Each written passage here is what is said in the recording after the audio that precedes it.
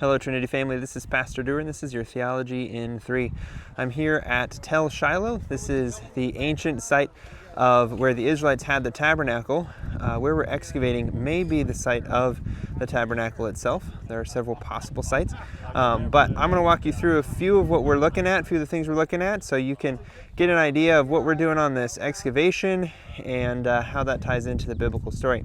So we'll walk through a few places here in just a second. So where I am right now is I'm standing inside what probably would be the holy place, if this monumental structure is in fact the tabernacle. So this right here is probably standing on top of the original floor, and we can tell back there, we'll go back there in a second, but that this structure was built in two phases. The first would be Late Bronze Age and the second would be Iron Age. And so there's actually a wall right here running through the middle of what would be the Holy of Holies. And that means that we're only looking about half of what would have been the Holy of Holies in the Iron Age when Samuel lived here. So we'll go back here and look at the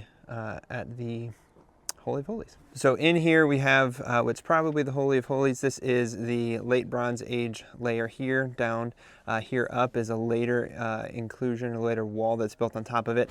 The quality of stone and the construction is better here, so we're thinking that there's a distinction.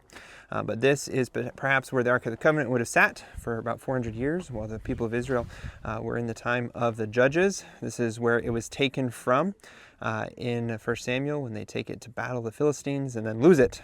And then shortly after that, the Philistines probably came here and destroyed the tabernacle and the city. So that's where we are right now. We're in what is the tabernacle. We'll go look at the favisa here in a second.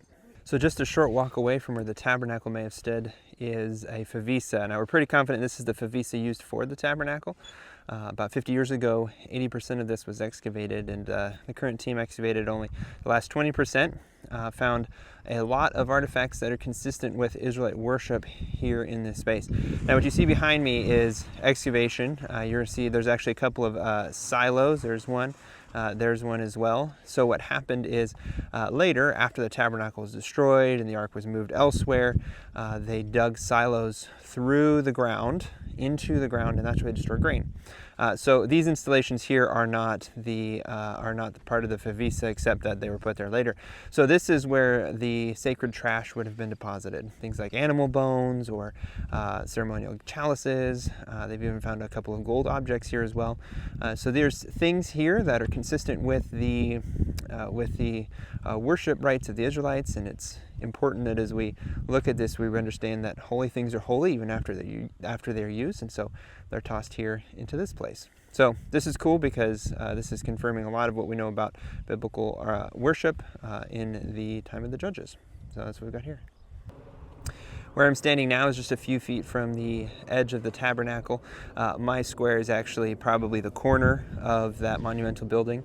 And so where Hannah would have prayed, if you read in 1 Samuel, you'll see that she comes to the gate of the tabernacle and she prays to Yahweh God, and her lips move without sound. And Eli, the high priest, thinks that she's drunk. She's not drunk, she's just very distraught. But this is what she would have seen behind her. This valley, this deep valley with hills all around, this beautiful view is what was behind her. Now, the city of Shiloh isn't terribly big. So when people came for worship rites, maybe a pilgrimage festival like Passover, they would have to have come and stayed somewhere. A lot of times they would camp on the hills all around. This is what they're doing in Jerusalem as well during the time of Jesus, so it makes sense that this is where they would camp, and they'd have this beautiful view every morning when they would wake up and be a part of the worship ceremonies here in Shiloh. Here I'm standing in the gatehouse for the city. So this is facing north. That way is north, that way is south. It's facing north. This is where Eli would have sat when he waited for news to hear about the Ark of the Covenant, if it would have been captured or not. And of course it is captured and his sons are slain in the battle. And so this is probably where Eli died, is right here. Now, we're excavating the gate. You can actually see behind me there is a wall. That would be the city wall. This is what's called a bent axis gate. We don't know where the front entrance is, but the back entrance is over there. And so you would have to come in, then turn at an angle. It made it hard for enemies to get into the city without too much trouble. So this is the gatehouse that we're excavating. It's a big square in front of the city. And so it's still an ongoing process, but it should be fun to see when we've got it fully excavated. Behind me you see the city wall. It's very, very thick, several meters thick. This would have been built in the Middle Bronze Age in order to protect the city from people being outside. It's a very, very thick wall. This is probably a holy site even before the Israelites take it over and put the tabernacle here. So it was probably always a ritual center, which is the reason for the big, thick wall here. Behind me we have a 4-room house. This is common for Israelites in the Iron Age. It's very distinctive of Israelites. Some archaeologists have gone so far as to say if there's a 4-room house, then Israelites are living here. That might be a bit of an exaggeration, but it's probably what this is here. This is a house that Eli may have lived in. It seems that Samuel is living in the tabernacle, so probably not here. But this is probably a house like Eli would have lived in. There are 4 rooms with an open courtyard so that people can keep their animals in the space. There's separate rooms for preparing food, for sleeping, for storage, etc. So these are the foundations that are left of one of those 4-room houses, and it's pretty cool to see that it's still here thousands of years later. Lastly, here is my square, the one that I've been working in for the past few days. The edge of the tabernacle may be right there. So that's one of the things we're doing, is digging down to see what is here, what finds we find, date the layers of soil, and then determine how old the space is and what may have been here, and then later we'll do biblical application to how this impacts our reading of the text. So this is my home for the 2 weeks that I'm here. Lots of carrying big heavy rocks and buckets of dirt.